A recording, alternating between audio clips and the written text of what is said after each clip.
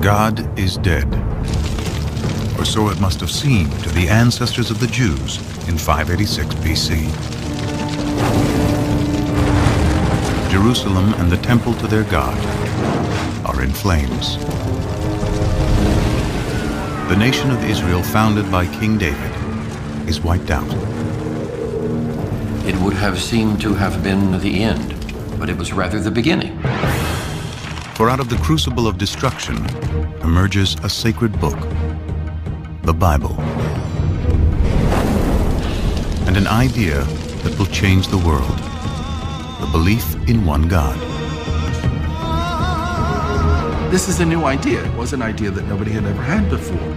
Monotheism is well ensconced, so something major happened, which is very hard to trace. Now, a provocative new story from discoveries deep within the earth and the Bible. We wanted to examine the possibility that the remains of King David's palace are here. We can actually see vivid evidence here of a destruction. Question number one, who did it? An archaeological detective story puzzles together clues to the mystery of who wrote the Bible, when, and why. And it was very clear it was some kind of a tiny scroll. I immediately saw very clear, very distinct letters. This is the ancestor of the Hebrew script. And from out of the earth emerge thousands of idols that suggest God had a wife. We just found this exceptional clay figurine showing a fertility goddess. Powerful evidence sheds new light on how one people, alone among ancient cultures, finally turned their back on idol worship to find their one God. This makes the God of ancient Israel the universal God of the world that resonates with people, at least in Jewish, Christian, and Muslim tradition to this very day.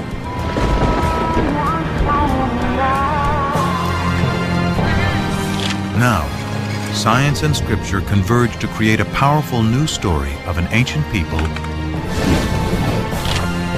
God, and the Bible.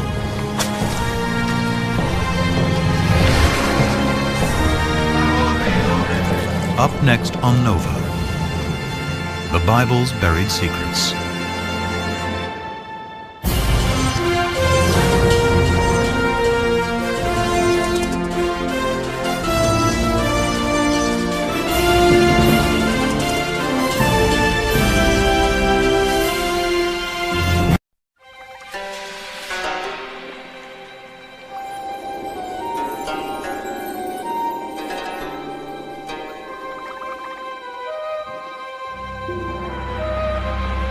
Near the banks of the Nile in southern Egypt in 1896,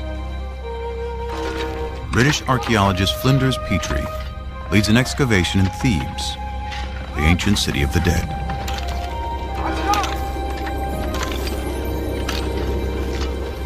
Here he unearths one of the most important discoveries in biblical archaeology.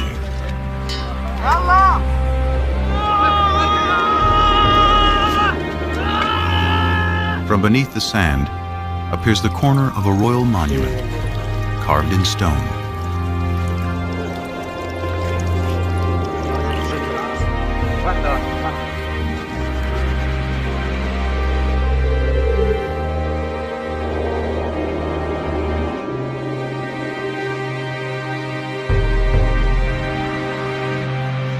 Dedicated in honor of Pharaoh Merneptah, son of Ramses the Great, it became known as the Merneptah Stela. Today, it is in the Cairo Museum. This stela is what the Egyptians would have called a triumph stela, a victory stela, commemorating victory over foreign peoples. Most of the hieroglyphic inscription celebrates Merneptah's triumph over Libya, his enemy to the west.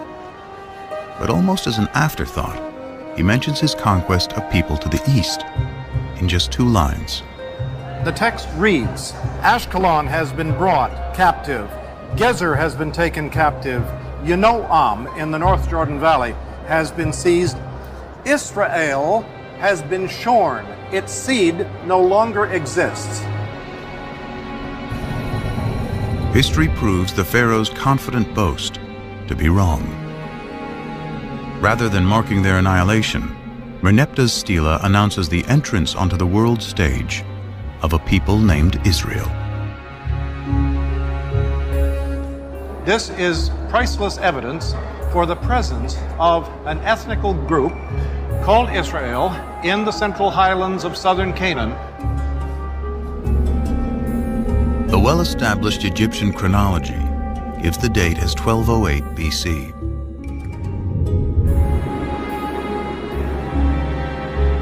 Merneptah's stela is powerful evidence that a people called the Israelites are living in Canaan, what today includes Israel and Palestine, over 3,000 years ago.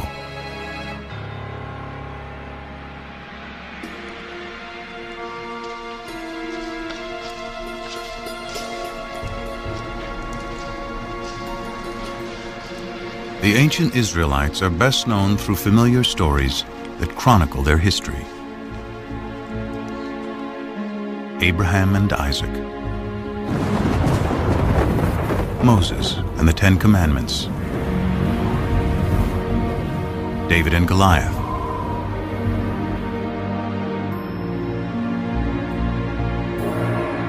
it is the ancient Israelites who write the Bible.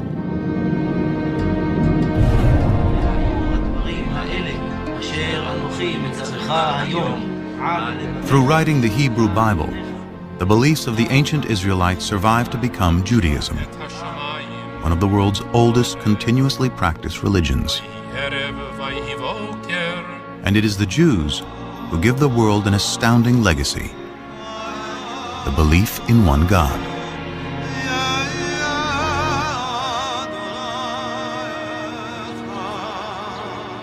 This belief will become the foundation of two other great monotheistic religions: Christianity and Islam.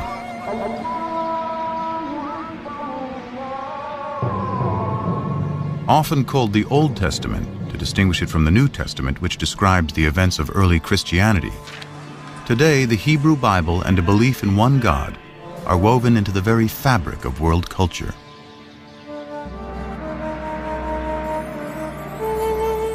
But in ancient times, all people, from the Egyptians to the Greeks to the Babylonians, worshiped many gods, usually in the form of idols.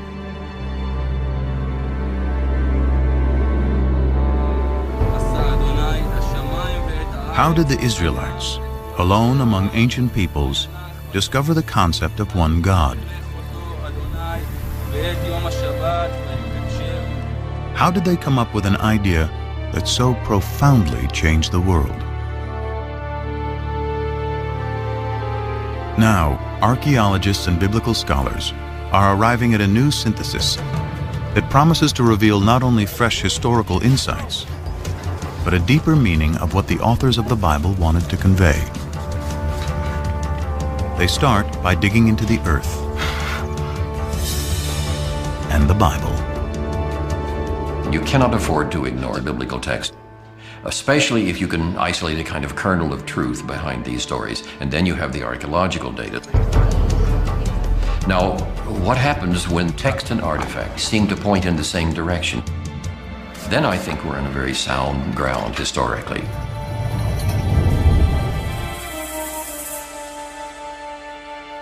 Scholars search for intersections between science and scripture. The earliest is the victory stela of the Egyptian pharaoh Merneptah from 1208 BC. Both the stela and the Bible place a people called the Israelites in the hill country of Canaan, which includes modern-day Israel and Palestine. It is here, between two of history's greatest empires, that Israel's story will unfold.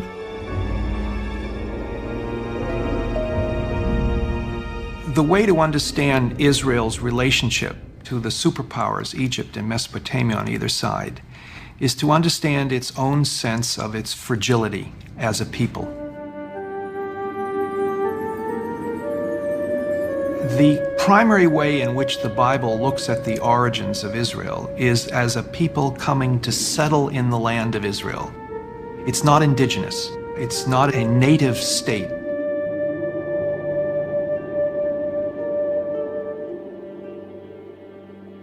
The Hebrew Bible is full of stories of Israel's origins. The first is Abraham, who leaves Mesopotamia with his family and journeys to the Promised Land, Canaan.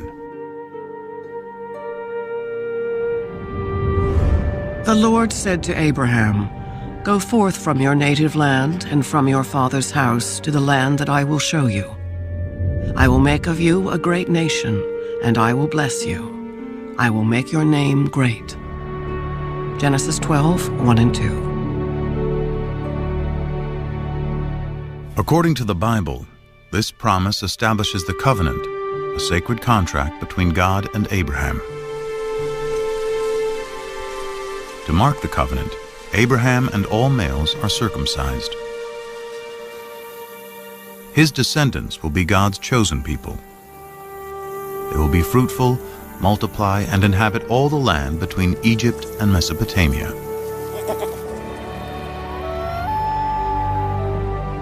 In return, Abraham and his people, who will become the Israelites, must worship a single God.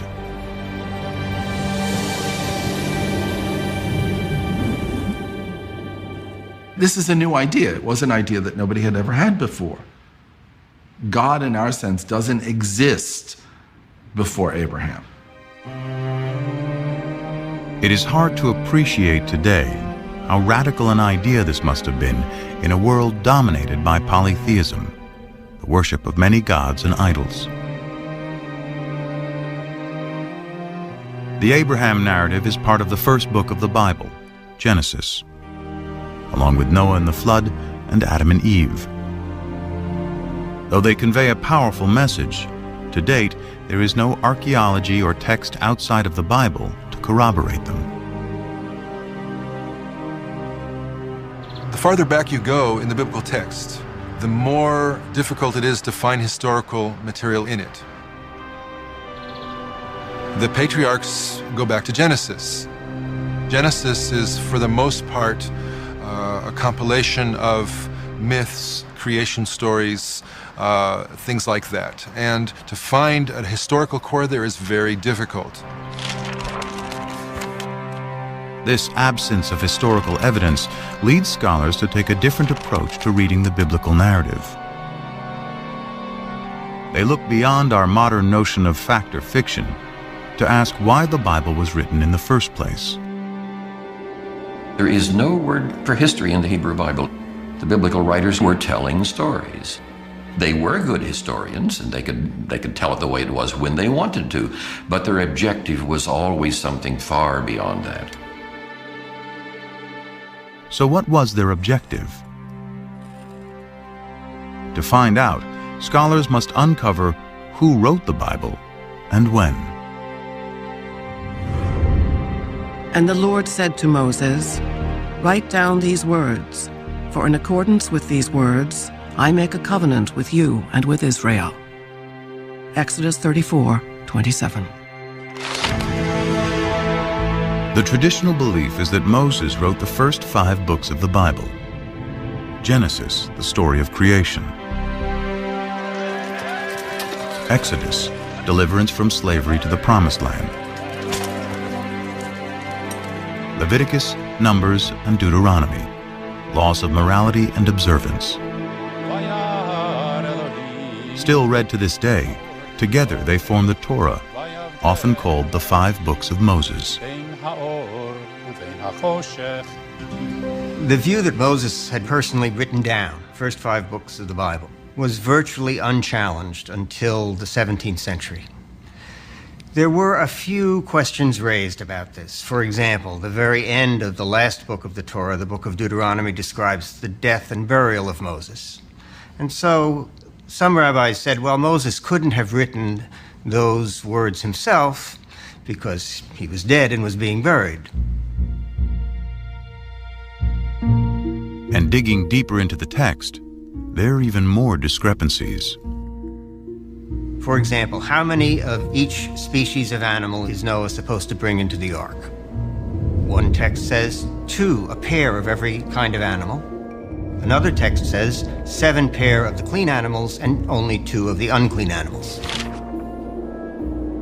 In one chapter, the Bible says the flood lasts for 40 days and 40 nights.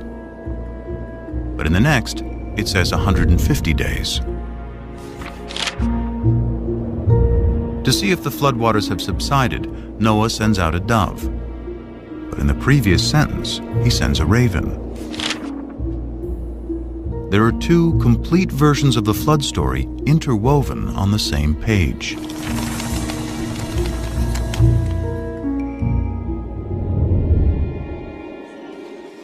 Many similar discrepancies throughout its pages suggest that the Bible has more than one writer.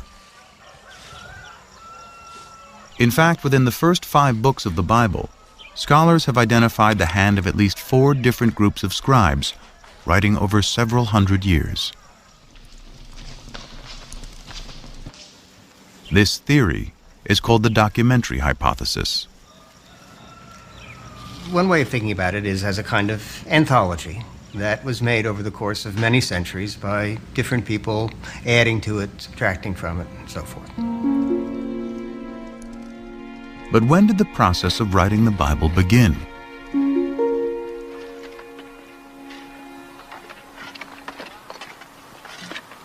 Tel Zayit is a small site on the southwestern border of ancient Israel that dates back to biblical times. Since 1999, Ron Tappy has been excavating here. It was the last day of what had been a typical dig season. What's up? As I was taking aerial photographs from the cherry picker, a volunteer notified his square supervisor that he thought he had seen some interesting marks, scratches, possibly letters, incised in a stone. Which, right here? Yeah. Letters would be a rare find. So when he kneeled to look at the marks, Tappy got the surprise of a lifetime. As I bent down over the stone, I immediately saw very clear, very distinct letters. Tappy excavated the rock and brought it back to his lab at the nearby kibbutz.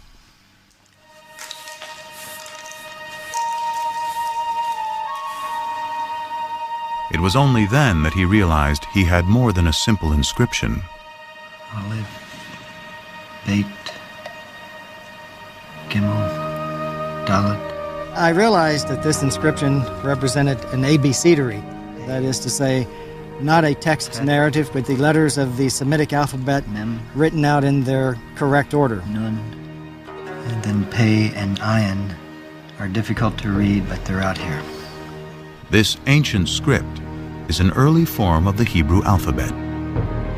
What was found was not a random scratching of 2 or 3 letters. It was the full alphabet. Everything about it says that this is the ancestor of the Hebrew script.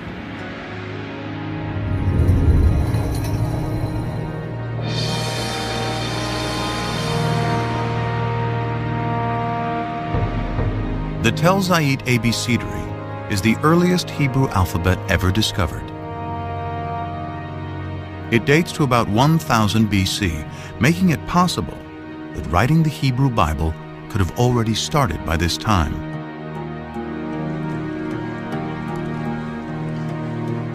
To discover the most ancient text in the Bible, scholars examine the Hebrew spelling, grammar, and vocabulary. The Hebrew Bible is a collection of literature written over about 1,000 years. And as with any other language, Hebrew naturally changed quite a bit over those 1,000 years. The same would be true of English. I'm speaking English of the 21st century, and if I were living in Elizabethan times, the words I choose, the syntax I use would be quite different. Scholars examine the Bible in its original Hebrew in search of the most archaic language, and therefore the oldest passages. They find it in Exodus, the second book of the Bible.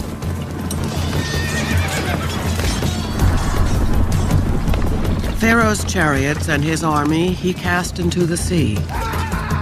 His picked officers are drowned in the Red Sea. Exodus 15:4. This passage, known as the Song of the Sea, is the climactic scene of Exodus, the story of the Israelites' enslavement in Egypt, and how Moses leads them to freedom.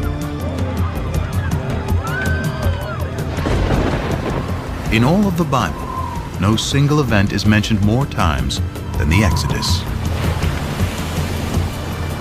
With the development of ancient Hebrew script, the Song of the Sea could have been written by 1000 BC, the time of Tapi's alphabet. But it was probably recited as a poem long before the beginning of Hebrew writing. It's very likely that it was a kind of story told in poetic form that you might tell around the campfire. Just as our poems are easier to remember generally than prose accounts. So we generally think that the poetry is orally passed on from one to another long before they commit things to writing. Because the poetry in Exodus is so ancient, is it possible the story has some historical core?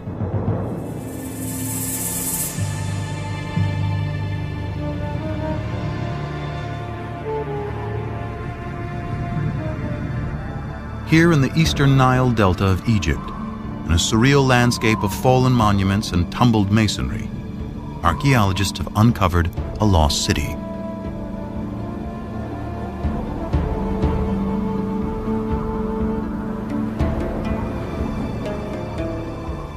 Inscribed on monuments throughout the site is the name of Ramses II, one of the most powerful Egyptian rulers.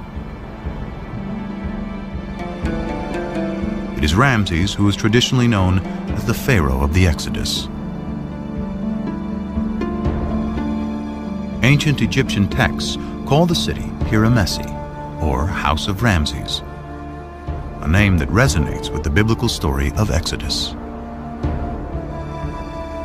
The only specific item mentioned in the Exodus story that we can probably connect with non-biblical material is the cities that the Hebrews were ordered to build, and they are named Pithom and Ramses. Scholars agree that the biblical city Ramses is the ancient Egyptian city Piramesi. Its ruins are here in present-day Tanis. Most of the Egyptologists identified Piramesi, the Ramses town, with Tanis, because here you have an abundance of Ramesside monuments. This convergence between archaeology and the Bible provides a time frame for the Exodus. It could not have happened before Ramses became king around 1275 BC. And it could not have happened after 1208 BC, when the stela of Pharaoh Merneptah, Ramses II's son, specifically locates the Israelites in Canaan.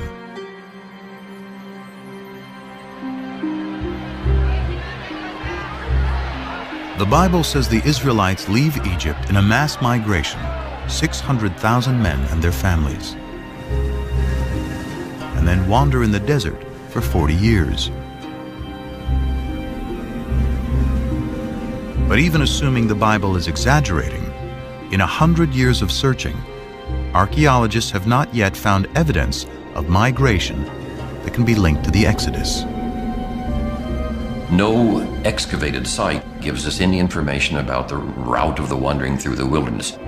An Exodus is simply not attested anywhere. Any historical or archaeological confirmation of the Exodus remains elusive. Yet scholars have discovered that all four groups of biblical writers contributed to some part of the Exodus story.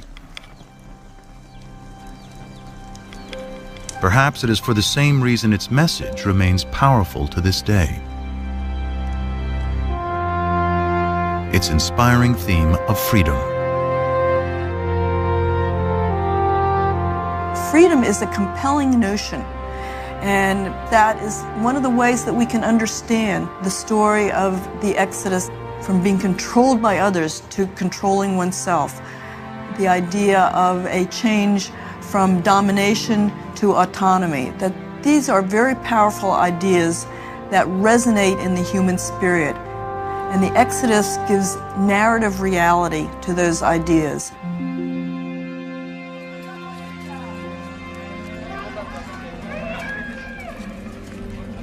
Following the Exodus, the Bible says God finally delivers the Israelites to the promised land, Canaan. Archaeology and sources outside the Bible reveal that Canaan consisted of well-fortified city-states, each with its own king, who in turn served Egypt and its pharaoh.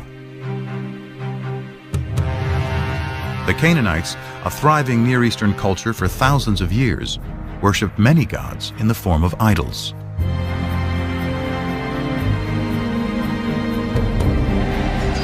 The Bible describes how a new leader, Joshua, takes the Israelites into Canaan in a blitzkrieg military campaign.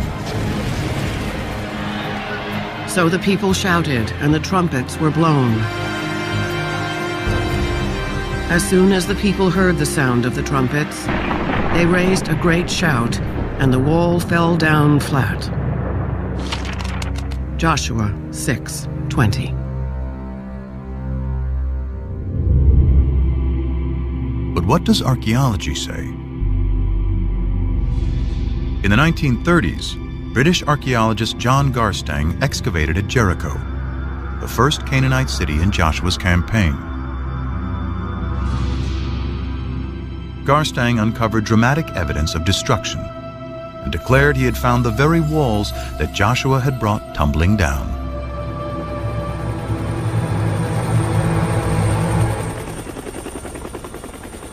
And at what the Bible describes as the greatest of all Canaanite cities, Hatzor, there is more evidence of destruction.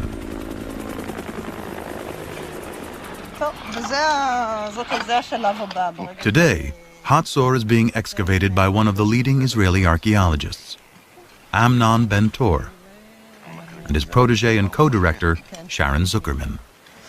I'm walking through a passage between two of the rooms of the Canaanite palace of the kings of Hatzor. Signs of the destruction you can still see almost everywhere. You can see the dark stones here, and most important, you can see how they cracked into 1,000,000 pieces. It takes tremendous heat to cause such damage. The fire here was, how shall I say, the mother of all fire. Among the ashes, Ben-Tor discovered a desecrated statue, most likely the king or patron god of Hatzor. Its head and hands are cut off, apparently by the city's conquerors. This marked the end of Canaanite Hatzor. Question number one, who did it? Who was around? Who is a possible candidate? So number one, the Egyptians. They don't mention having done anything at Hatzor. In any of the inscriptions of the time, we don't see Hatzor. Another Canaanite city-state could have done it? Maybe, but who was strong enough to do it? Who are we left with? The Israelites. The only ones about whom there is a tradition that they did it. So, let's say they should be considered guilty of destruction of Hatzor until proven innocent.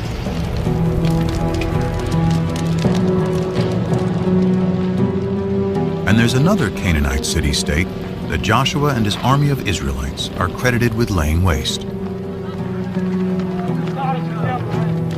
It's called Ai, and has been discovered in what is now the Palestinian territory of the West Bank. Here, archaeologist Hani Nur el-Din and his team are finding evidence of a rich Canaanite culture. The village first appears and developed to a city, and then there was a kind of fortification surrounding this settlement.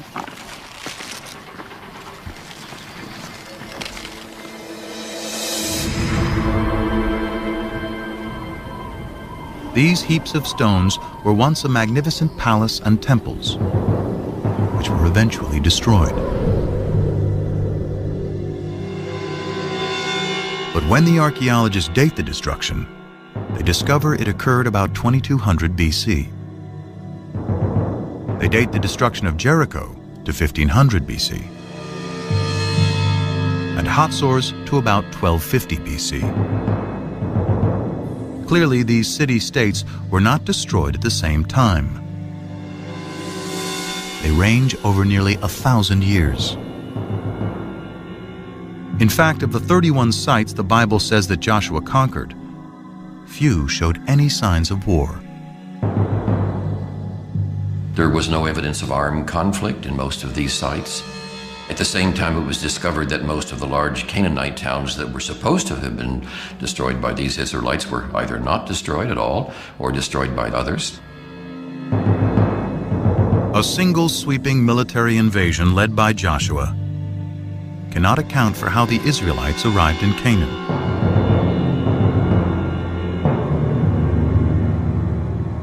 But the destruction of Hatzor does coincide with the time that the Merneptah Stela locates the Israelites in Canaan. So who destroyed Hatzor? Amnon Ben Tor still believes it was the Israelites who destroyed the city.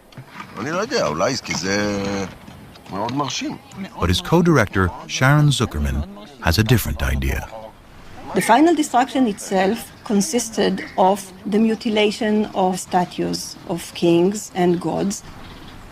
It did not consist of signs of war or of any kind of fighting. We don't see weapons in the street like we see in other sites that were destroyed by foreigners. So if there was no invasion, what happened? Bobby, just be careful about the stones there, okay? Excavations reveal that Hatzor had a lower city of commoners, serfs and slaves, and an upper city with a king and wealthy elites.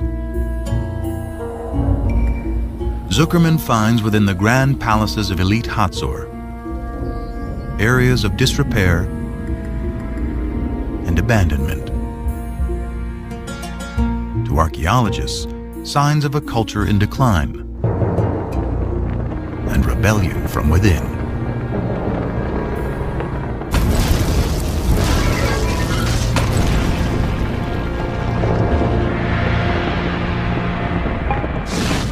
I would not rule out the possibility of an internal revolt of Canaanites living at Hatzor and revolting against the elites that ruled the city. In fact, the entire Canaanite city-state system, including Hatzor and Jericho, breaks down.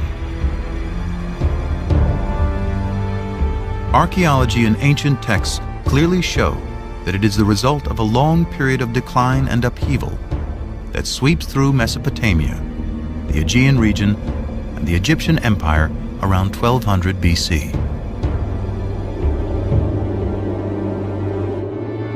And when the dust, as it were, settles, when we can begin to see what takes the place of this great state system, we find a number of new peoples suddenly coming into focus in a kind of void that is created with the dissolution of the great state system. Can archaeologists find the Israelites among these new people?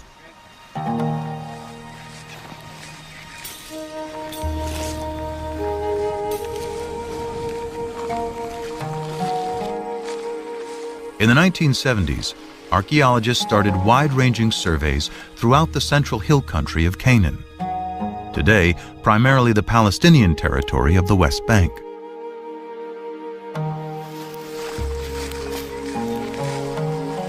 I was teaching at that time. We used to take students and go twice a week to the highlands.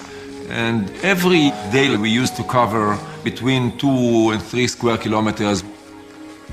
And this accumulates very slowly into the coverage of the entire area. Israel Finkelstein and teams of archaeologists walked out grids over large areas, collecting every fragment of ancient pottery lying on the surface.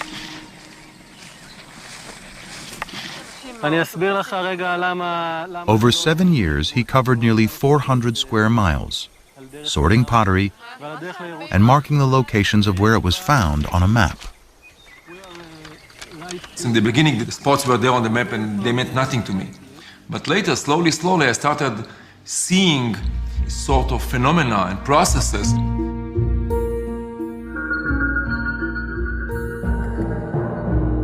By dating the pottery, Finkelstein discovered that before 1200 BC, there were approximately 25 settlements. He estimated the total population of those settlements to be 3,000 to 5,000 inhabitants. But just 200 years later, there's a very sharp increase in settlements and people. Then you get this boom of population growing and growing. Then we are speaking about 250 sites. And the population grows also 10 times, from a few thousand to 45,000 or so. Now this is very dramatic and cannot be explained as natural growth. This rate is impossible in ancient times.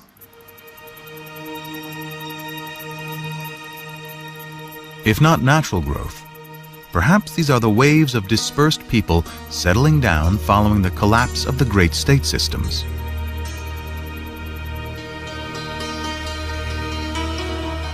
Then, more evidence of a new culture is discovered.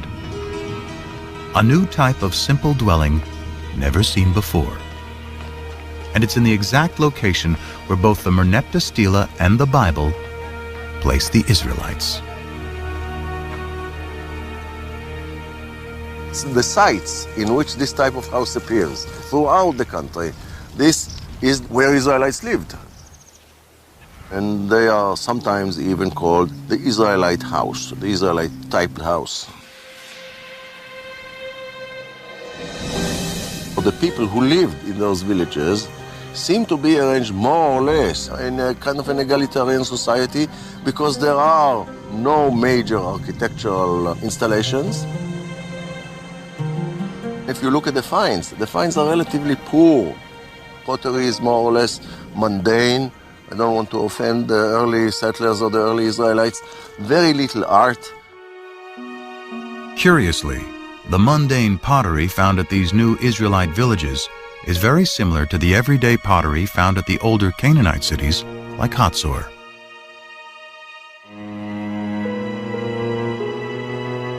In fact, the Israelite house is practically the only thing that is different.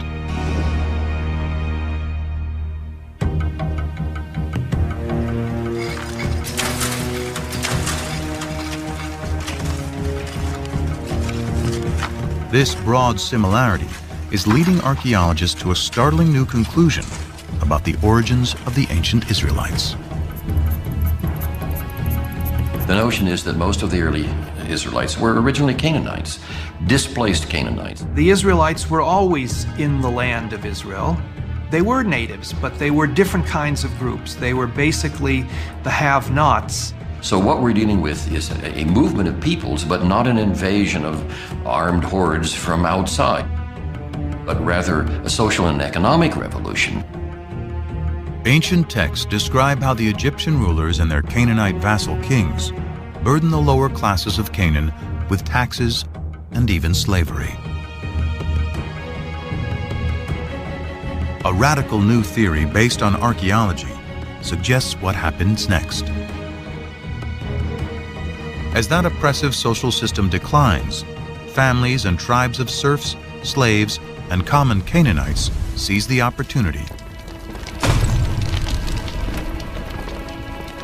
In search of a better way of life, they abandon the old city-states and head for the hills. Free from the oppression of their past, they eventually emerge in a new place as a new people. the Israelites. In the text, you have a story of the Israelites coming from outside and then besieging the Canaanite cities, destroying them, and then becoming a nation in the land of Canaan. 7 shirts from the Middle Bronze Age. Whereas archaeology tells us something which is the opposite. The Late Bronze Age. According to archaeology, the rise of early Israel is an outcome of the collapse of Canaanite society, not the reason for that collapse. Archaeology reveals that the Israelites were themselves originally Canaanites.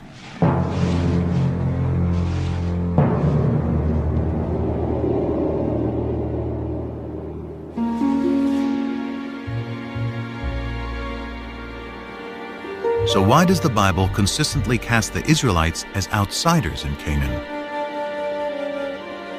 Abraham's wanderings from Mesopotamia, Moses leading slaves out of Egypt and into the Promised Land, and Joshua conquering Canaan from outside. The answer may lie in their desire to forge a distinctly new identity. Identity is created, as psychologists tell us, by talking about what you are not, by talking about another. In order to figure out who I am, I have to figure out who I am not. Conspicuously absent from Israelite villages are the grand palaces and the extravagant pottery associated with the kings and rich elites of Canaan. The Israelites did not like the Canaanite system, and they defined themselves in contrast to that system.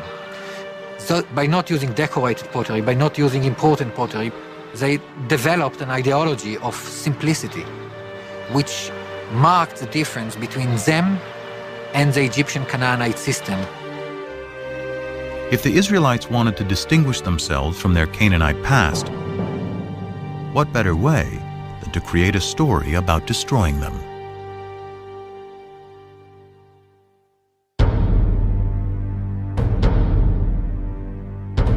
But the stories of Abraham, Exodus, and the conquest serve another purpose.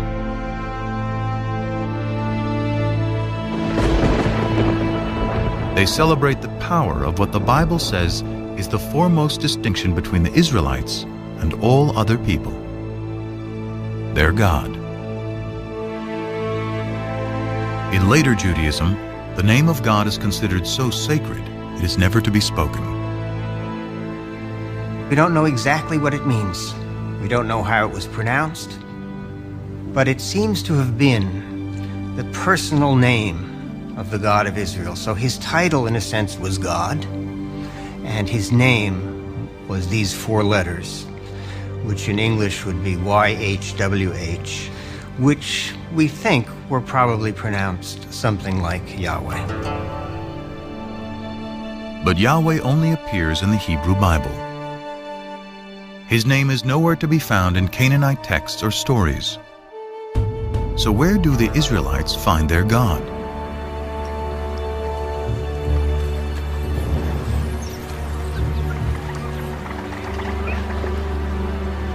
The search for the origins of Yahweh leads scholars back to ancient Egypt.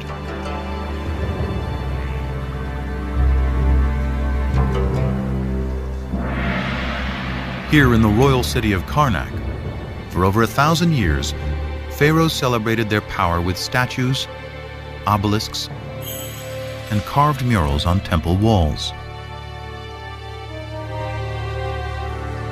Here on the north wall of Karnak, we have scenes depicting the victories in battle of Seti I, the father of Ramses the Great. Seti here commemorates one of his greatest victories over the Shasu. The Shasu were a people who lived in the deserts of southern Canaan, now Jordan and northern Saudi Arabia, at around the same time as the Israelites emerged.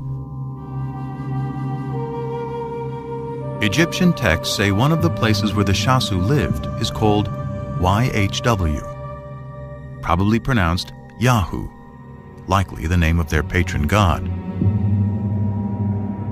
That name Yahoo is strangely similar to Yahweh, the name of the Israelite God.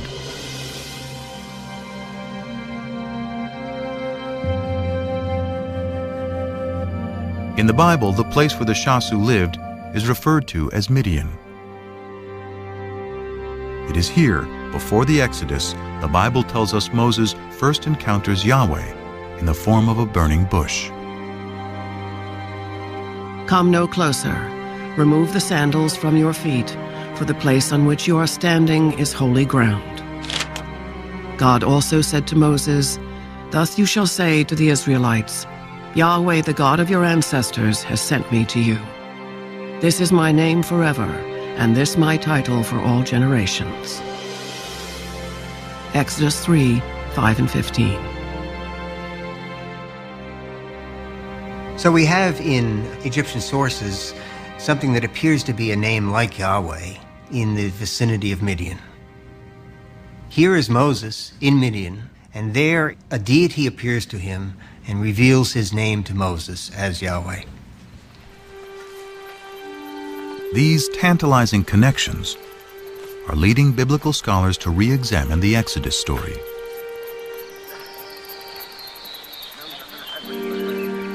While there is no evidence to support a mass migration, some now believe that a small group did escape from Egypt. However, they were not Israelites, but rather Canaanite slaves.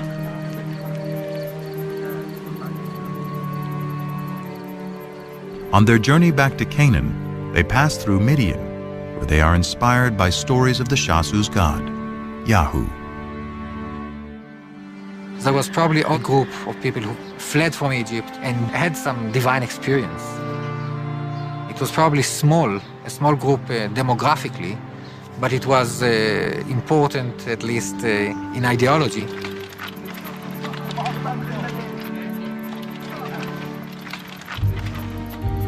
They find their way to the central hill country, where they encounter the tribes who had fled the Canaanite city-states.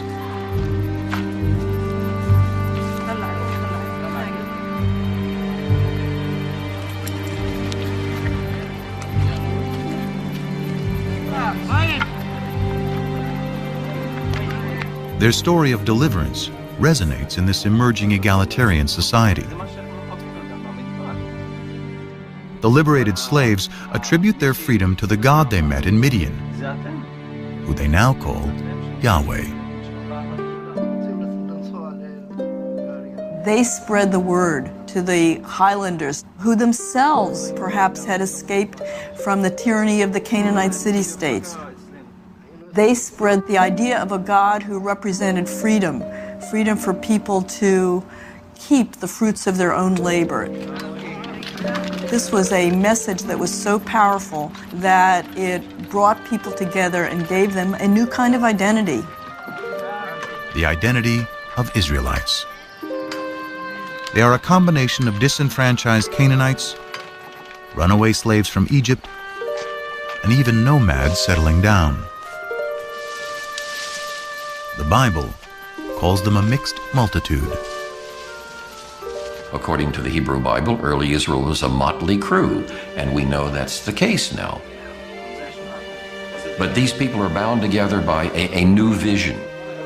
And I think the revolutionary spirit is probably there from the beginning. The chosen people may actually be people who chose to be free. Their story of escape, first told by word of mouth and poetry, helps forge a collective identity among the tribes.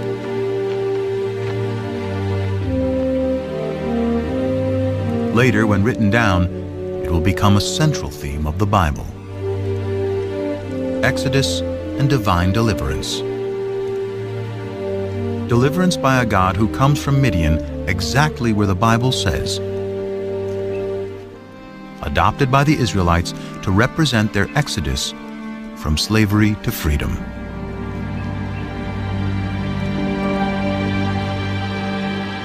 So is this the birth of monotheism? The common understanding of what differentiated the ancient Israelites from their neighbors was that Their neighbors worshiped many different gods and goddesses, and the Israelites worshiped only the one true God. But that is not the case. This bull figurine, likely representing El, the chief god of the Canaanite deities, is one of thousands of idols discovered in Israelite sites. The Israelites frequently worshipped other gods. Now, maybe they weren't supposed to, but they did. So at least on a practical level, many, if not most, Israelites were not monotheists. The Bible's ideal of the Israelite worship of one God will have to wait.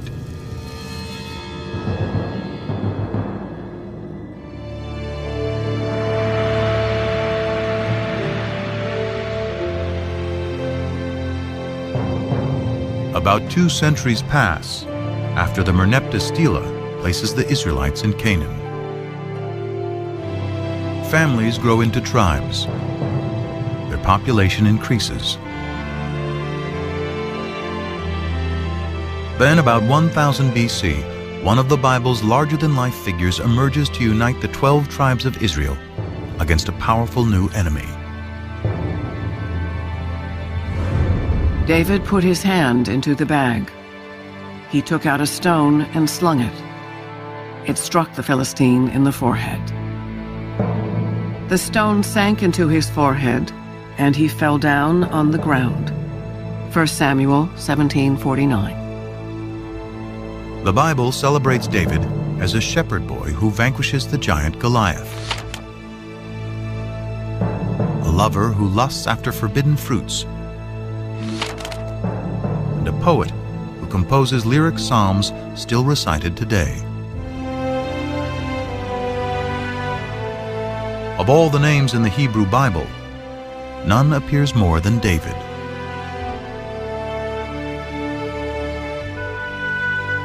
Scriptures say David creates a kingdom that stretches from Egypt to Mesopotamia. He makes Jerusalem his royal capital, and in a new covenant, Yahweh promises that he and his descendants will rule forever. David's son Solomon builds the temple where Yahweh, now the national God of Israel, will dwell for eternity. The kingdom of David and Solomon, one nation united under one God, according to the Bible. Now, some skeptics today have argued there was no such thing as a united monarchy. It's a later biblical construct, and particularly a construct of modern scholarship. In short, there was no David. As one of the biblical revisionists has said, David is no more historical than King Arthur. But then, in 1993, an amazing discovery literally shed new light on what the Bible calls ancient Israel's greatest king. Gila Cook was finishing up some survey work with an assistant at Tel Dan, a biblical site in the far north of Israel today. The excavation was headed by the eminent Israeli archaeologist Avraham Biran. It was near the end of the day, and Cook was getting her last measurements when she hears a yell from below. And it was Biran in his booming voice yelling, "Gila, let's go." And so I waved to him, hold it, and continued working. Okay. After being summoned by Biran a second time, Cook had her assistant load her up. And she started down the hill.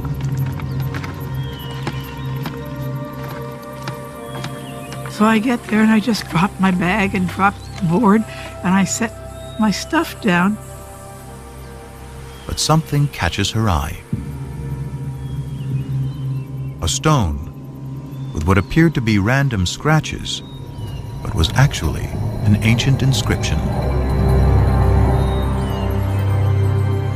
This time, she yelled for Biran. And he looks at it and he looks at me and he says, "Oh my God." Cook had found a fragment of a victory stela written in Aramaic, an ancient language very similar to Hebrew. Dedicated by the king of Damascus or one of his generals, it celebrates the conquest of Israel, boasting, "I slew mighty kings who harnessed thousands of chariots and thousands of horsemen. I killed the king of the house of David."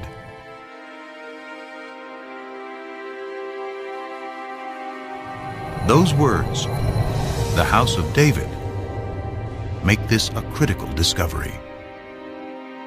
They are strong evidence that David really lived.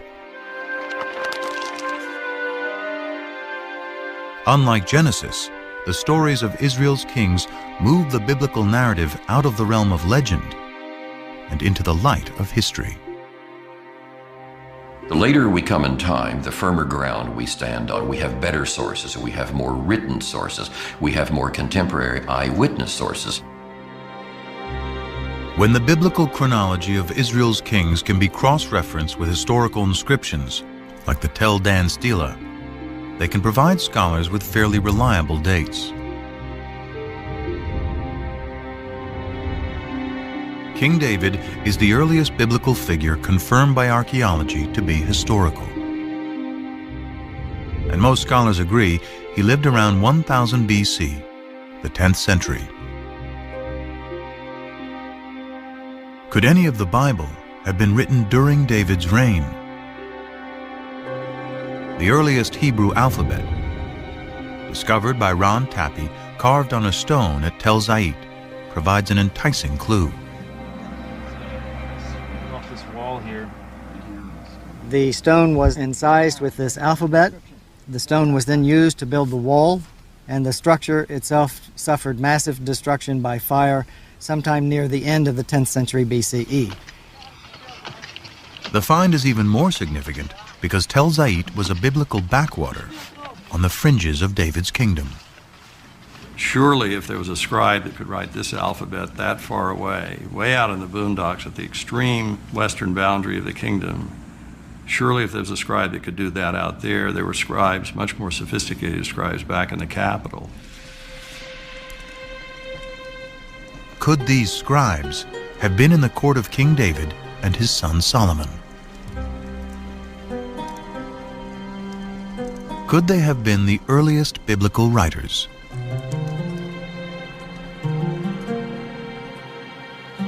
In the 18th century, German scholars uncovered a clue to who wrote the Bible, hidden in two different names for God. According to one account, Abraham knew God by his intimate personal name, conventionally pronounced Yahweh. Passages with the name Yahweh, which in German is spelled with a J, scholars refer to as J. But according to other accounts, Abraham knew God simply by the most common Hebrew word for God, which is Elohim. So the two different writers became known as E for Elohim and J for Yahweh. Most likely based on poetry and songs passed down for generations, they both write a version of Israel's distant past. The stories of Abraham in the Promised Land, Moses and the Exodus.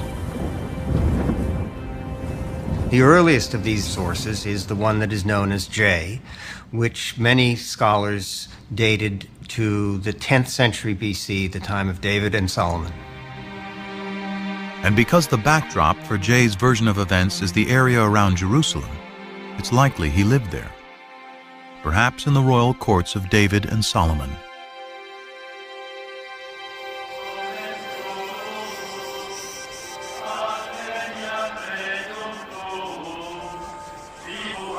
For over 100 years, archaeologists have searched Jerusalem for evidence of the kingdom of David.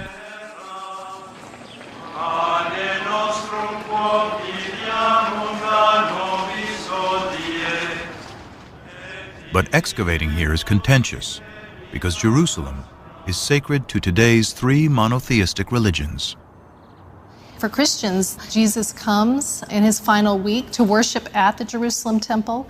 He's crucified, he's buried, he's resurrected in the city of Jerusalem.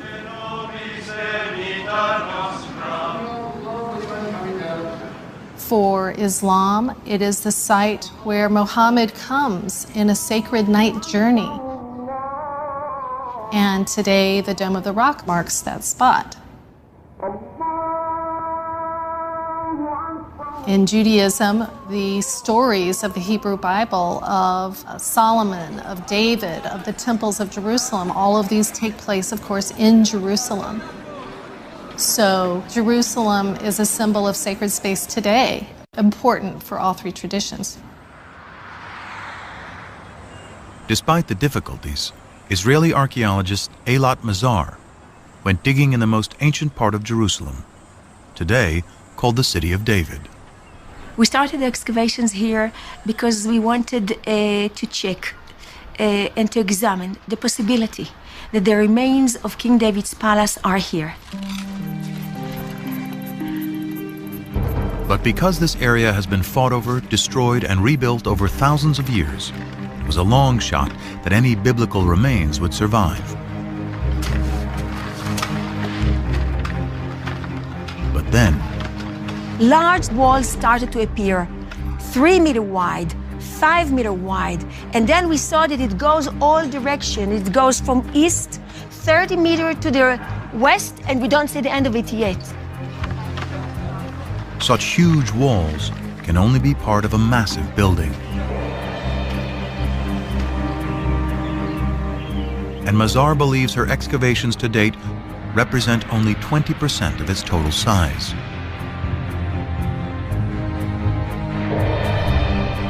Such a huge structure shows centralization and capability of construction.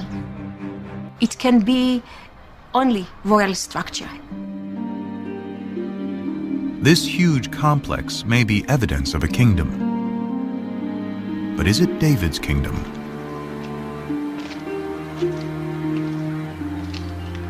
For these walls to be David's palace, it would have to date to his lifetime, around 1000 BC.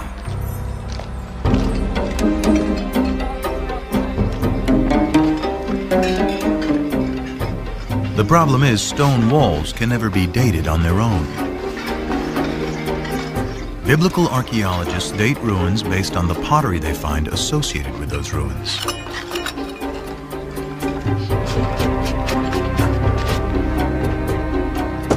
Pottery dating is based on two ideas. Pottery styles evolve uniformly over time. And the further down you dig, the further back in time you go. If pottery style A comes from the lowest stratum, then it is earlier than pottery style B that comes from the stratum above it. By analyzing pottery from well-stratified sites, excavators are able to create what they call a relative chronology. But this chronology is floating in time without any fixed dates.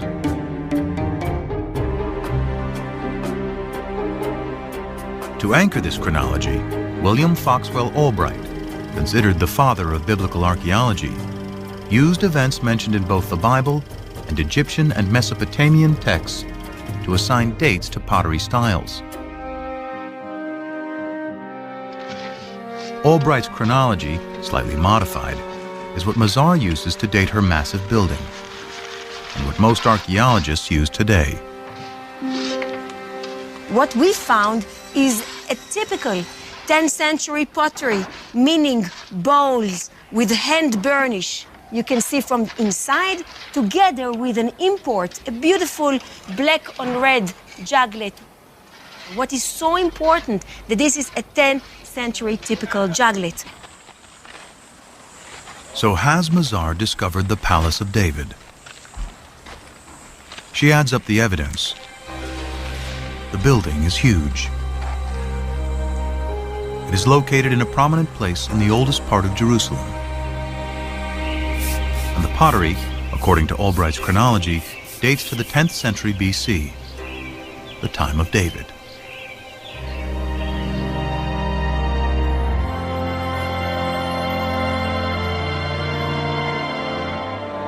Mazar believes she has indeed found the palace of David.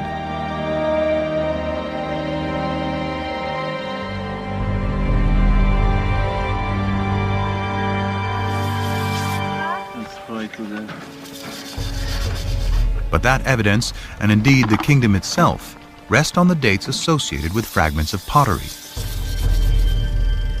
And some critics argue the system for dating that pottery relies too heavily on the Bible. Archaeologists in the past did not rely too heavily on the Bible. They relied only on the Bible. We have a problem in dating. How do you date in archaeology? You need an anchor from outside. Today, there is a more scientific method to anchor pottery to firm dates: radiocarbon dating. It is a specialty of Elisabetta Boretto of the Weizmann Institute. The first step is, of course, in the field, which relates the sample, the material like olive pits or seeds or charcoal to the archaeological context. If an olive seed is found at the same layer as a piece of pottery, the carbon in the seed can be used to date the pottery. When the seed dies, its radioactive carbon-14 decays into stable carbon-12 at a consistent rate over time. By measuring the ratio of carbon-14 to carbon-12, Boretto can determine the age of the olive seed, which in turn can be used to date the pottery.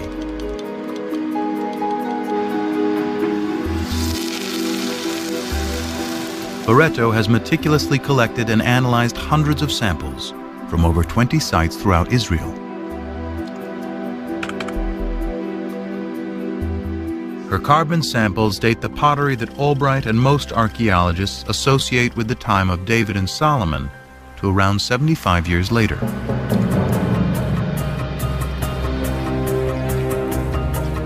For events so long ago, this may seem like a trivial difference. But if Boretto is right, Mazar's Palace of David and Tappy's ancient Hebrew alphabet have to be redated. This places them in the time of the lesser-known kings Omri, Ahab, and his despised wife Jezebel, all worshippers of the Canaanite god Baal. With no writing or monumental building, suddenly the kingdom of David and Solomon is far less glorious than the Bible describes. So David and Solomon did not rule over a big territory. It was a small chiefdom, if you wish, with just a few settlements, very poor, the population was limited, there was no manpower for big conquests and so on and so forth.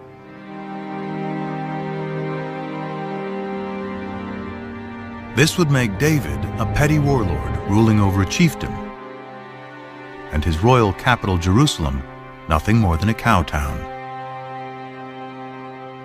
These are the results of the radiocarbon dating. He or she who decide to ignore these results, I treat them as if arguing that the world is flat, that the earth is flat, and I cannot argue anymore. But it's not so simple. Other teams collected radiocarbon samples following the same meticulous methodology. According to their results, Mazar's palace and Tappy's alphabet can date to the 10th century, the time of David and Solomon. How can this discrepancy be explained? The problem is that these radiocarbon dates have a margin of error of plus or minus 30 years, about the difference between the two sides. Pottery and radiocarbon dating alone cannot determine if the kingdom of David and Solomon was as large and prosperous as described in the Bible.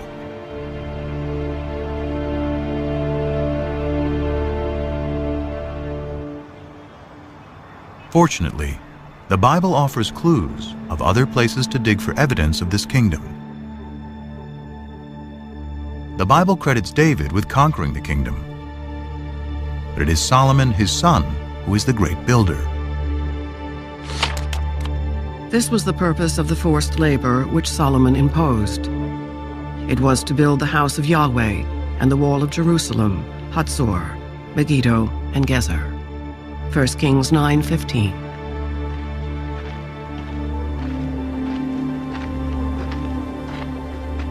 Here in Hatzor, Amnon Ben-Tor, director of excavations, believes this may be evidence of Solomon's building campaign.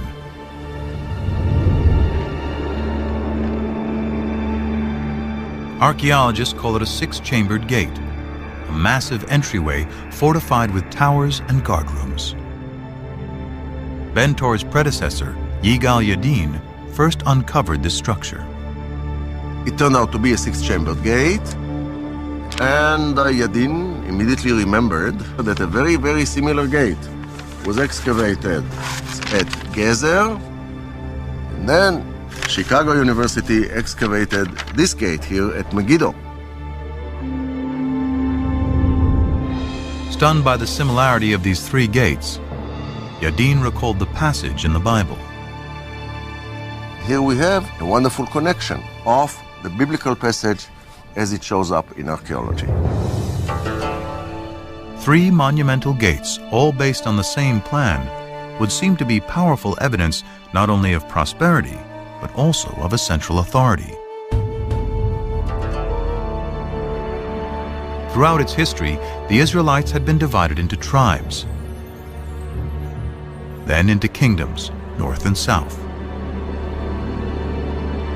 The locations of these strikingly similar gates in both regions suggest a single governing authority throughout the land.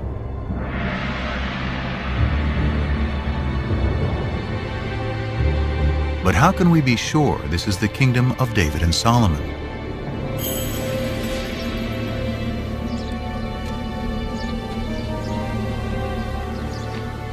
The answer, once again, lies in Egypt. The head-smiting scene which you see on this wall commemorates a military campaign conducted by Pharaoh Shishak, or Sheshonq, the founder of Dynasty 22 in Egypt. The Egyptian pharaoh Shishak invades Israel, an event the Bible reports and specifically dates to 5 years after Solomon's death, during the reign of his son Rehoboam. In the 5th year of King Rehoboam, King Shishak of Egypt marched against Jerusalem and carried off the treasures of the house of Yahweh and the treasures of the royal palace. He carried off everything. 1 Kings 14:25 and 26. The importance of this in fixing one of the earliest dates, specific dates, in which Egyptian history coincides with biblical history is really startling and has to be taken note of. This stunning convergence between the Bible and Egyptian history gives a firm date for the death of Solomon. Shishak's campaign, according to the well-established Egyptian chronology, dates to 925 BC. And the Bible says Solomon dies 5 years earlier, which means 930 BC. This is further evidence that David and Solomon lived in the 10th century.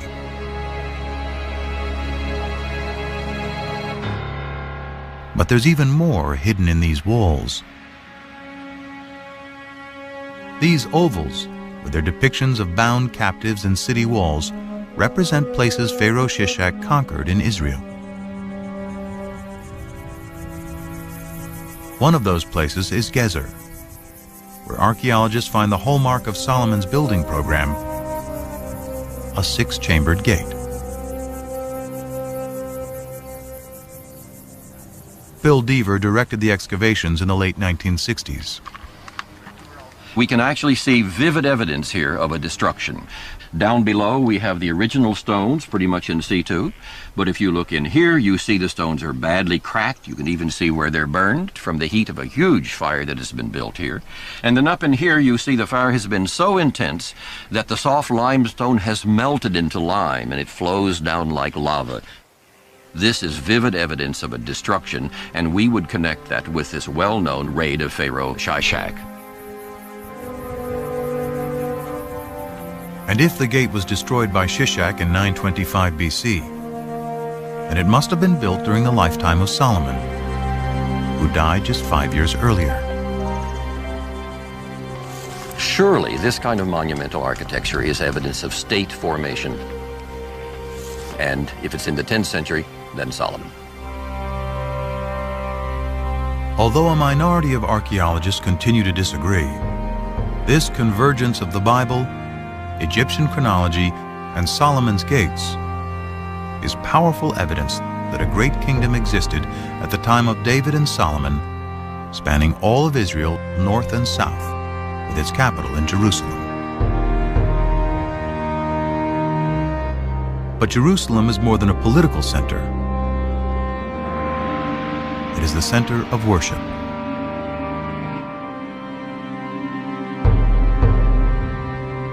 The magic of Jerusalem is the magic of the temple. One temple for the one God.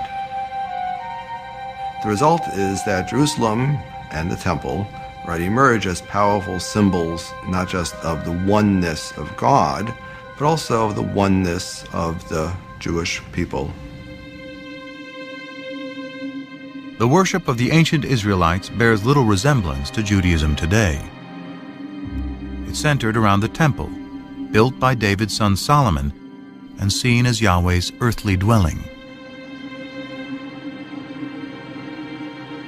To understand how the ancient Israelites worshiped their God, scholars must discover what the temple looked like and how it functioned. But although archaeologists know where its remains should be, it is impossible to dig there. It lies under the third holiest site in Islam, which includes the Dome of the Rock.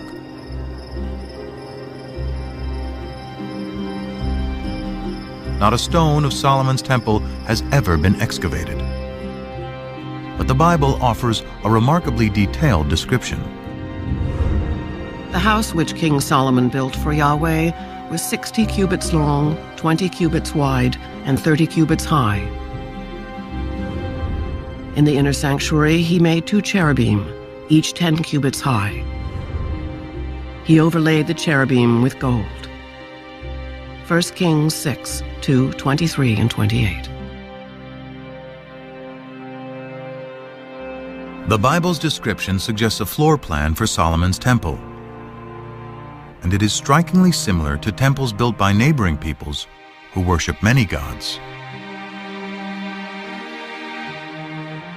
The closest in appearance is a temple hundreds of miles to the north of Jerusalem at Ain Dara in modern-day Syria. They have similar dimensions and the same basic floor plan. Guarding both temples are sphinxes, or cherubim as the Bible calls them. Unique to the temple at Ain Dara are the enormous footprints of the God who lived here. They mark his progress as he strode to his throne in the innermost sanctuary. If we take the details that we find of Solomon's temple in the Book of Kings and compare it with the Ain Dara temple, we can piece together a fairly good picture, I think, of what this temple might have looked like in the age of Solomon.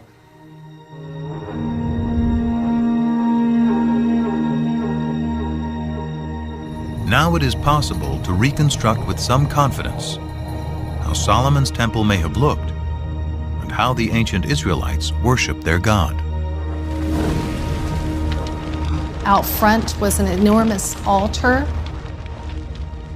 Beyond that was a porch area that led into the inside of the temple.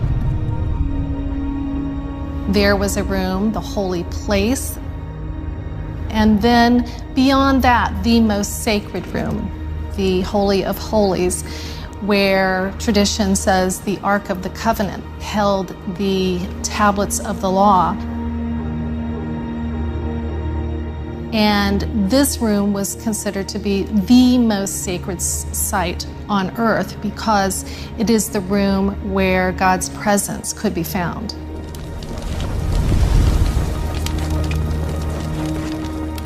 And the ancient Israelites believed their God demanded a very specific form of worship.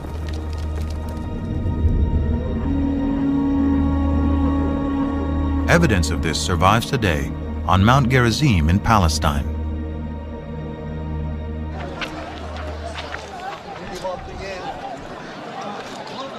The Samaritans who live here claim direct descent from the ancient tribes of Israel.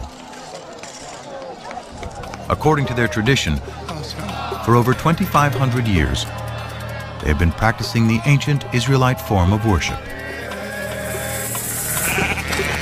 animal sacrifice.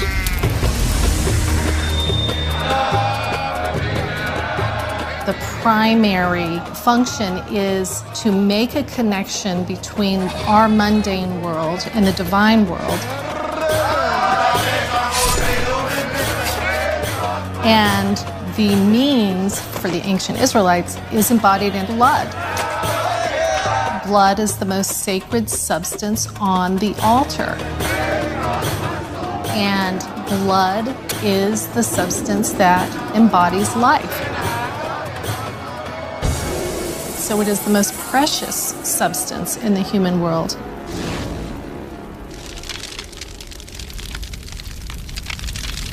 But while the priests were offering sacrifice to Yahweh in the temple, many Israelites were not as loyal.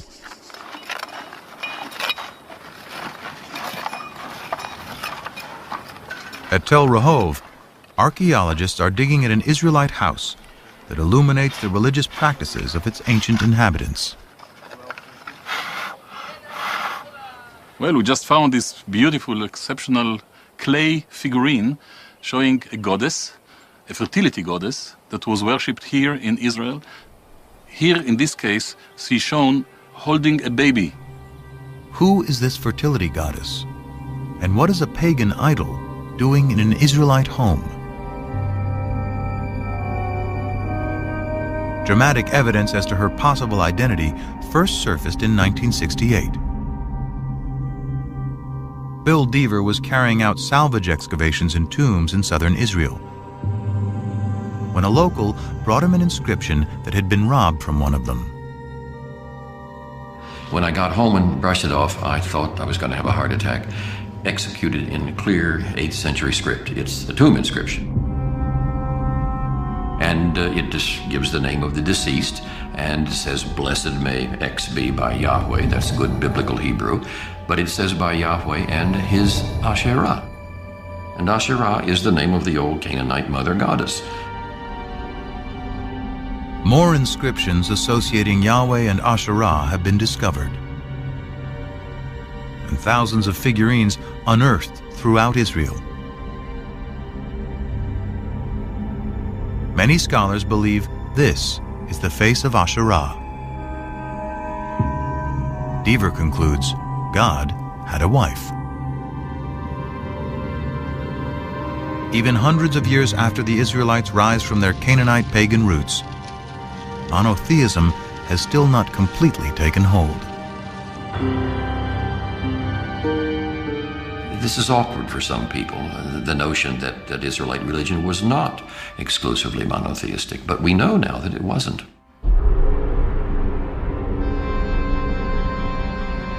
The Bible admits the Israelites continue to worship Asherah and other Canaanite gods, such as Baal.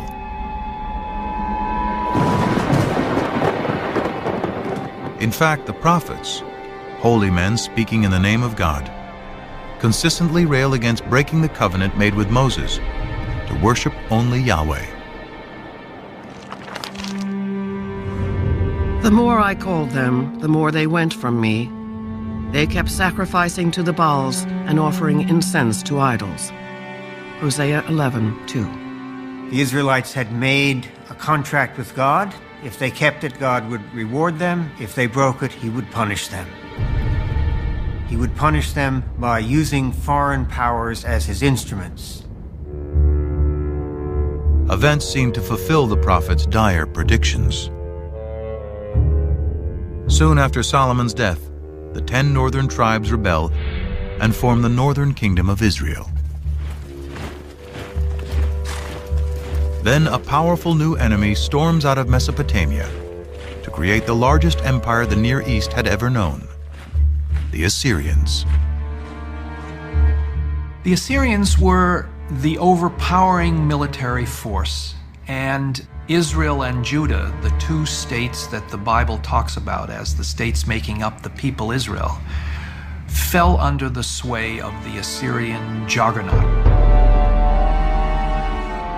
Numerous Assyrian texts and reliefs vividly document their domination of Israel and Judah.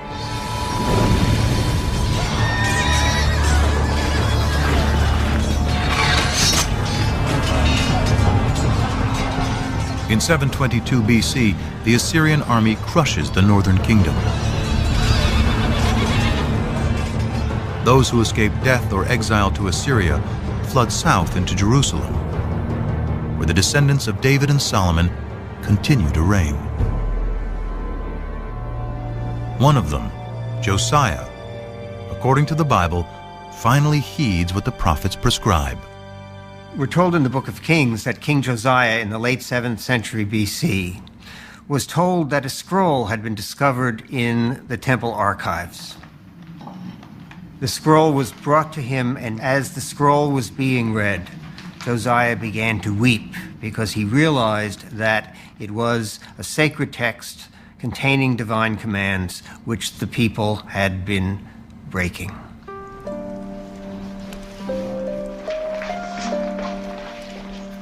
Scholars believe that the lost scroll is part of the 5th book of the Torah, Deuteronomy, a detailed code of laws and observance. It inspires another group of scribes in the 7th century BC, whom scholars call the D-writers.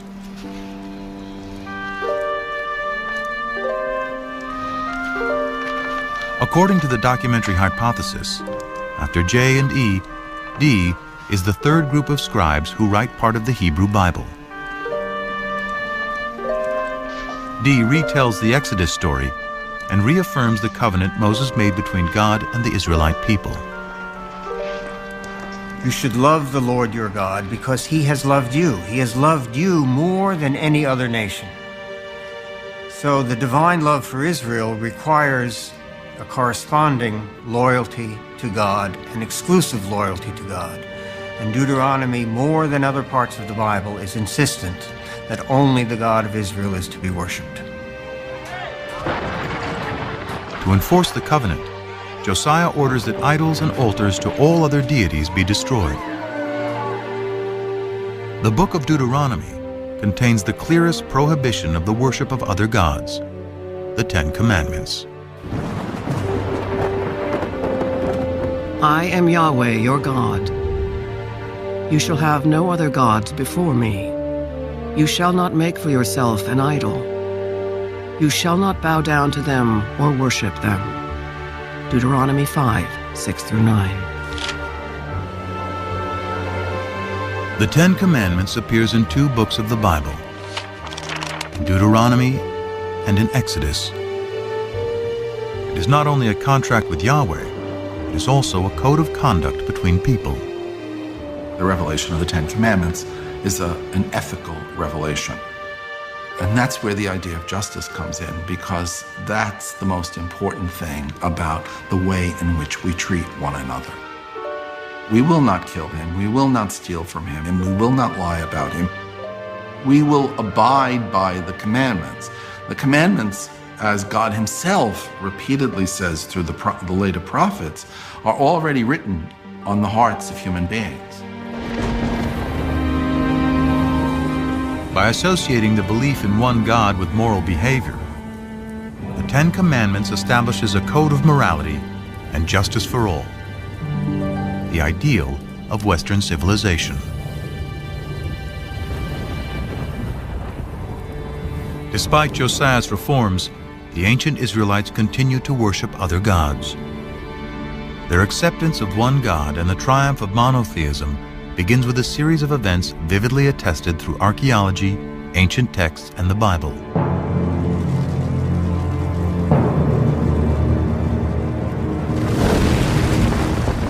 It starts with the destruction of Yahweh's earthly dwelling, the Jerusalem temple.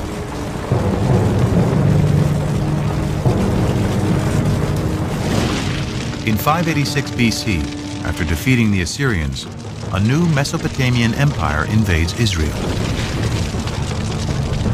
The Babylonians ransack the temple and systematically burn the sacred city.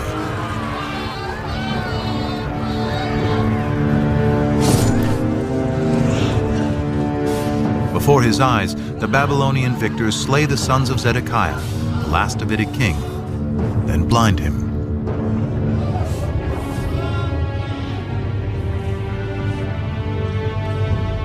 The covenant, the promise made by Yahweh to his chosen people and to David, that his dynasty would rule eternally in Jerusalem, is broken.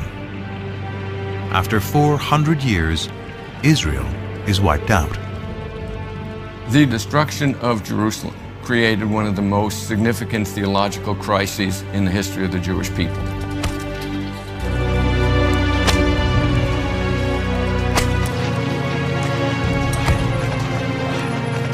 The Babylonians round up the Israelite priests, prophets, and scribes and drag them in chains to Babylon.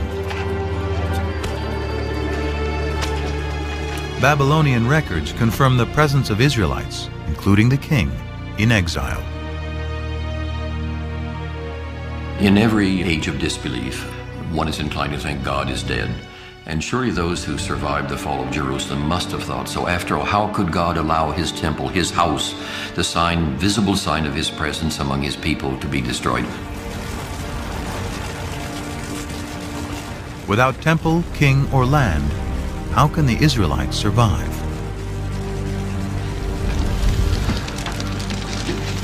Their journey begins with the ancient scrolls, which some scholars speculate were rescued from the flames of the destruction. Among the exiles from Jerusalem to Babylon were priests from the temple. And they seem to have brought with them their sacred documents, their sacred traditions. According to the widely accepted documentary hypothesis, it is here in Babylon, far from their homes in Israel, that priests and scribes will produce much of the Hebrew Bible as it is known today. Scholars refer to these writers as P, or the priestly source. It was P who took all of these earlier traditions, the J source, the E source, the D source, and other sources as well, and combined them into what we know as the Torah, the first 5 books of the Bible. But more than just compiling, P edits and writes a version of Israel's distant past, including the Abraham story, that provides a way for the Israelites to remain a people and maintain their covenant with God.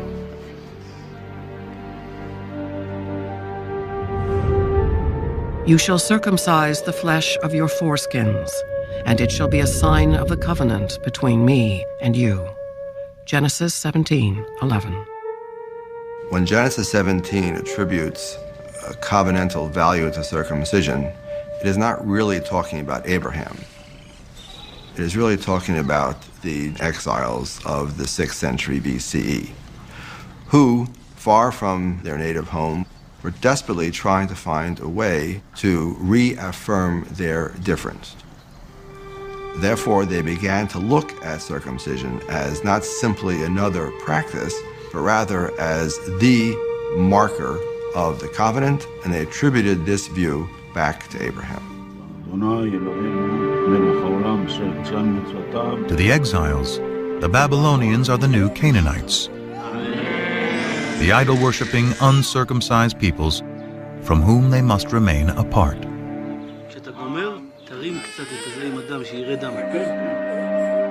But the Abraham story, with its harrowing tale of a father's willingness to sacrifice his own son, is also about the power of faith.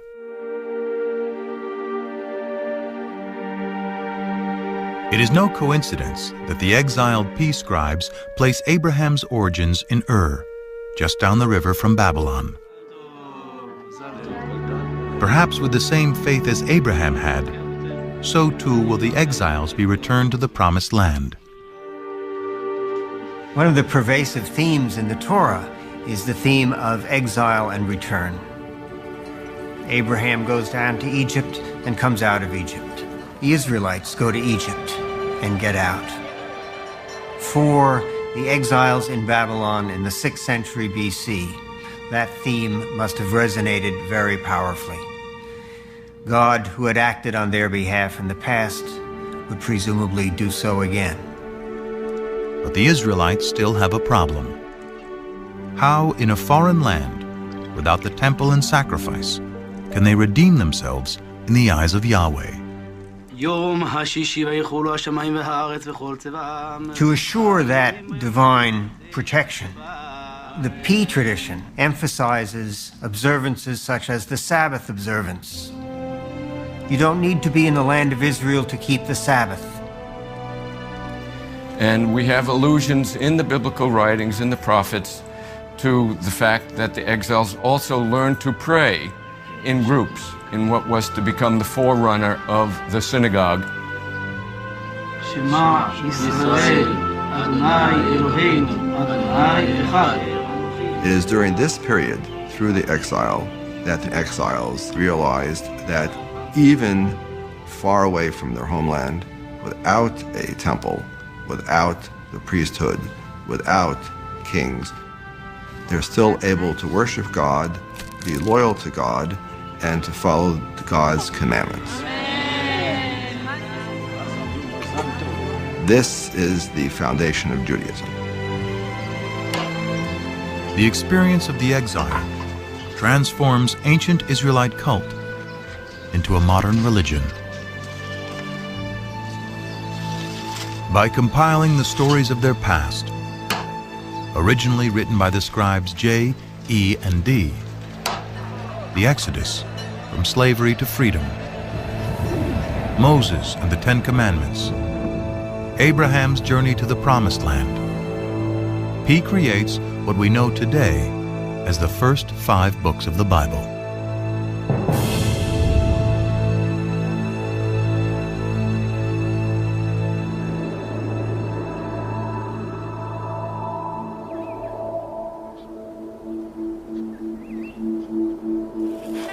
Though this theory is widely accepted, physical evidence of any biblical text from the exile or earlier is hard to come by.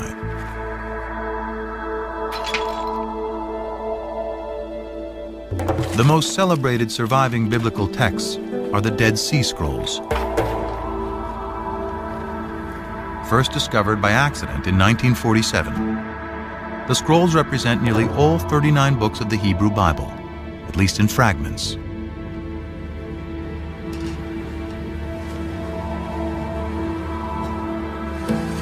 They survived because they were deposited in the perfect environment for preservation: the hot, dry desert. Archaeologists suspect there were at least hundreds more scrolls throughout Israel. But because they were written on papyrus or animal skins, they have long since decomposed. Even though the earliest of the Dead Sea Scrolls date to the 3rd and 2nd centuries BC, that doesn't mean that they're the first copies or examples of this work that were ever written. It means that they already stand in a line of tradition that had been established by the time the scrolls were written.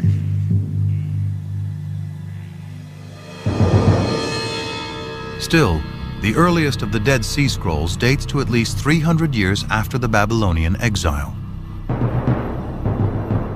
In the absence of proof of earlier text, some scholars claim the entire Bible is pious fiction, and even doubt whether Israel and the Israelites ever existed. For many of the revisionists, these extreme skeptics, there was no ancient Israel. Israel is an intellectual construct. In other words, these people were not rethinking their past, they were inventing their past. They had no past. So the Bible is a myth, a foundation myth, told to legitimate a people who had no legitimacy. The legitimacy of the Israelite past hinges on finding a piece of evidence to prove the ancient origins of the Bible.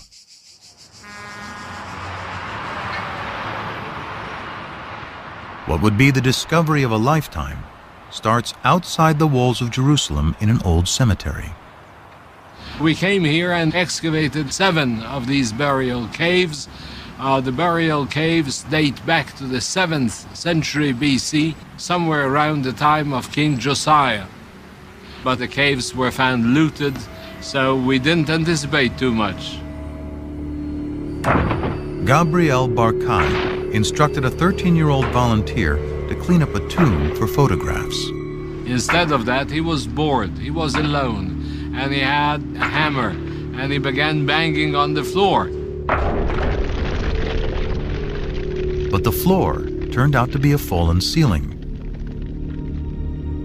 And beneath it were some artifacts that had escaped the looters.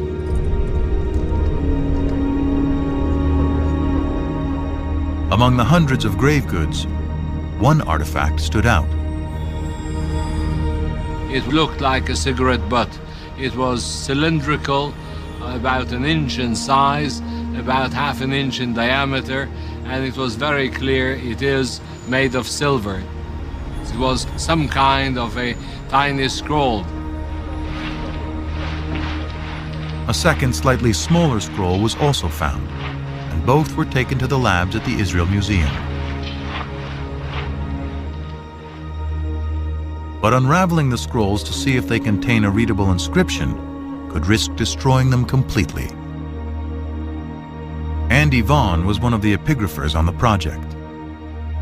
Archaeology is basically a destructive science. In order to learn anything, you have to destroy what's there. Gabriel Barkai and his team had to make a decision. Does one unroll these amulets or does one preserve them?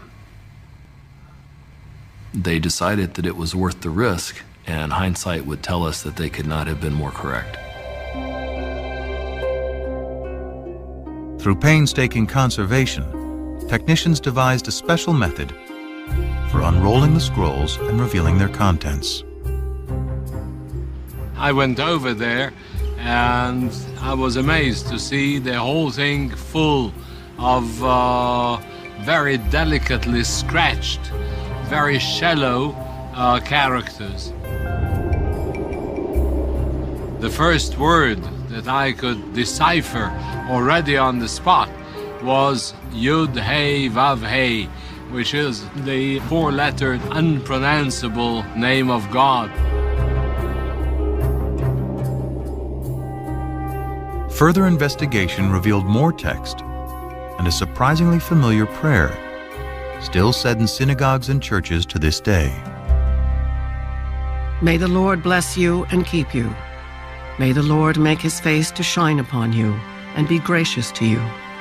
May the Lord lift up his countenance upon you and give you peace. Numbers 6, 24 through 26.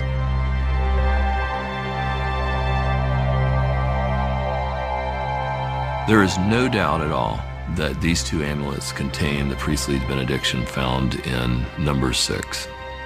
These inscriptions are thus very important because they're the earliest references we have to the written biblical narratives. The archaeological context was very clear because it was found together with pottery dating back to the 7th century BC. Also the paleography, the shape of letters, points towards somewhere in the 7th century BC, beyond any doubt. The silver scrolls, with the priestly benediction, predate the earliest Dead Sea Scrolls by 400 years. It is an amazing find, proving that at least some verses of the Bible were written in ancient times during the reign of King David's descendants.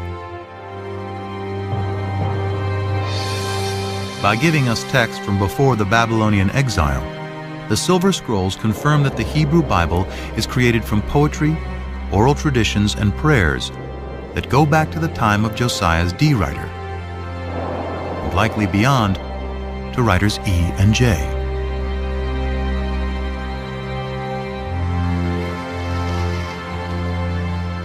As modern scholars suspect, the Torah, the first 5 books of the Bible, takes its final form during the Babylonian exile.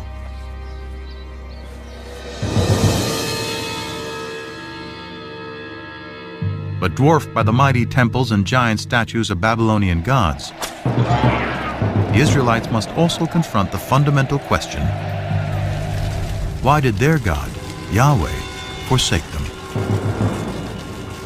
In the ancient world, if your country was destroyed by another country, it meant that their gods were more powerful than your God.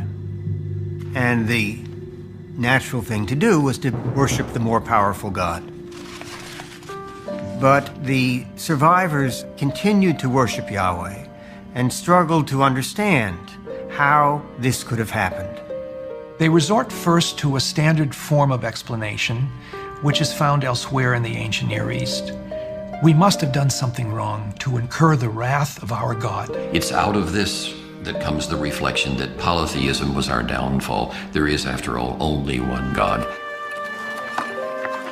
The Israelites abandon the folly of polytheism. Monotheism triumphs, and the archaeological evidence proves it. Before the destruction of the first temple, wherever we dig, in whatever part of the Judean country, we find sanctuaries, and more often we find hundreds and thousands of figurines, even in Jerusalem itself.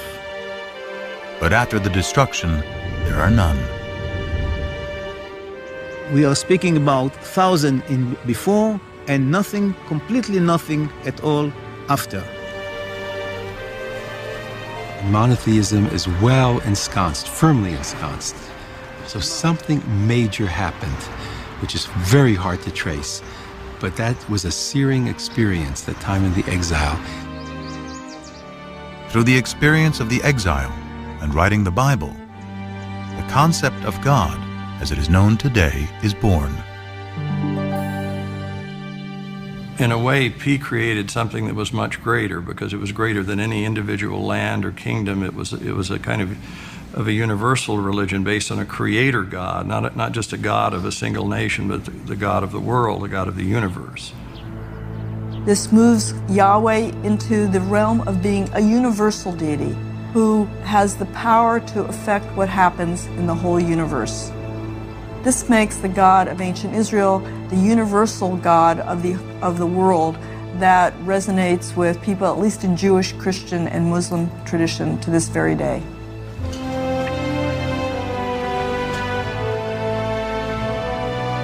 In 539 BC, the Babylonian Empire is toppled by the Persians. As written in the Bible, Yahweh, in his new role as the one invisible God, orchestrates a new exodus.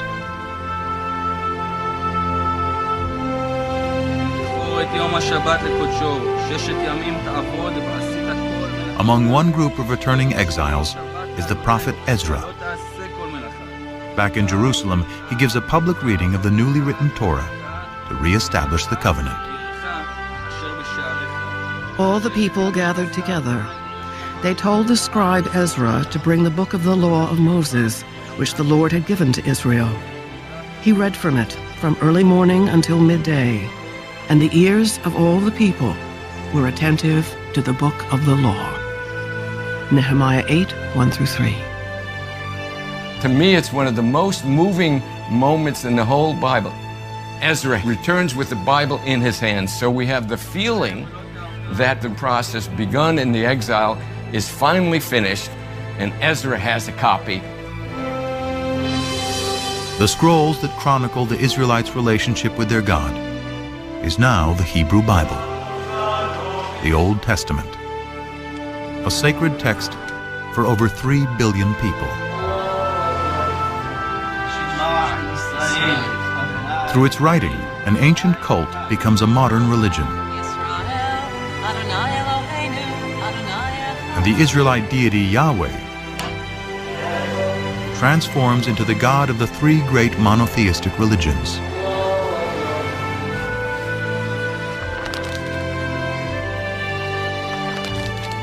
Through its teachings, the Bible established a code of morality and justice, aspirations that resonate through the ages.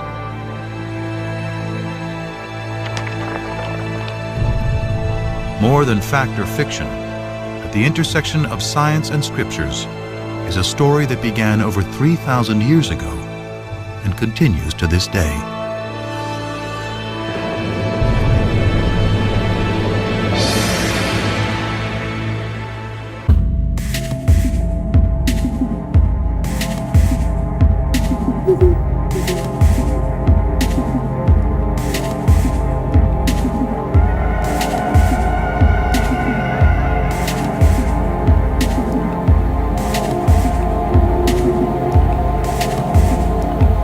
קדיש.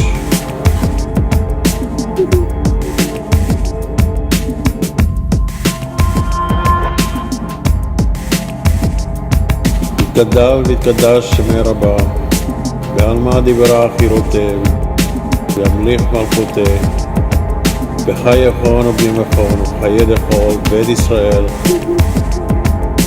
ועגלה בזמן קריב ואמרו אמן.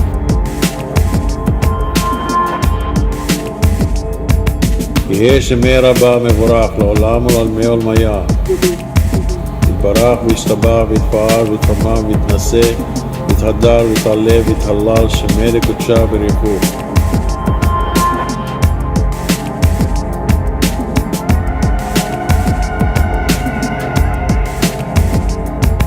לילה מכל ברכתה ושירתה תשבחתה ונחמתה דאמירן בעלמה ואמרו אמן.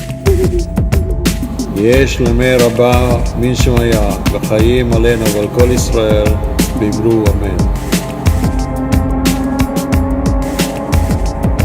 עושה שלום במרומיו והוא יעשה שלום עלינו ועל כל ישראל ואמרו אמן.